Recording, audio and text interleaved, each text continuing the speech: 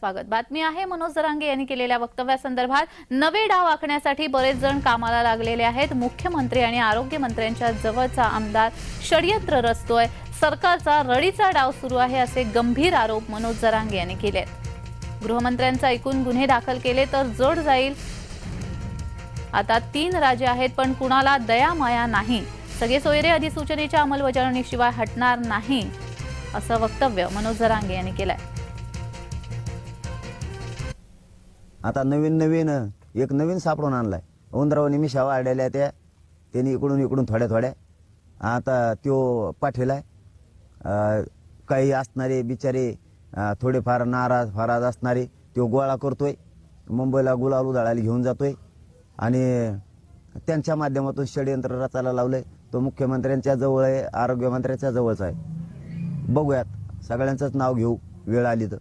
आता त्याच्या माध्यमातून षडयंत्र थोडं रचना चालू दिसतंय असा अंदाज आहे। आता नवीन डाव बरेच जण कामाला लावलेत।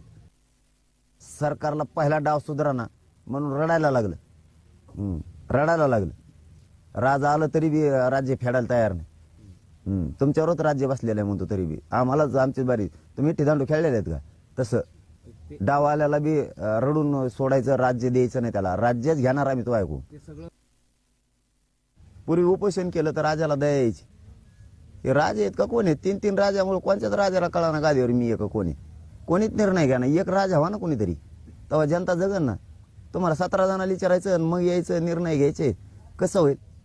पहिल्या राजाला दया होती तर दया माया काय आहे का नाही? यांना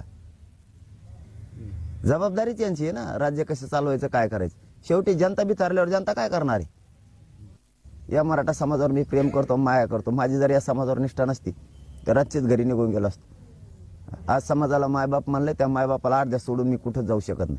हे मला हरायचं बघते। मी आता यांना हरतच नाही, आता तर हरतच नाही। आता तर मराठ्याचा विजयच करून दाखवतो यांना।